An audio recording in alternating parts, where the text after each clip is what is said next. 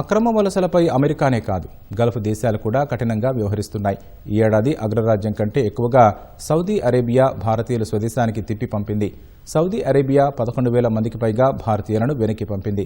America 3,800 మందిని deport చేసింది. వారిలో ప్రైవేటు ఉద్యోగులు, విద్యార్థులు ఉన్నారు.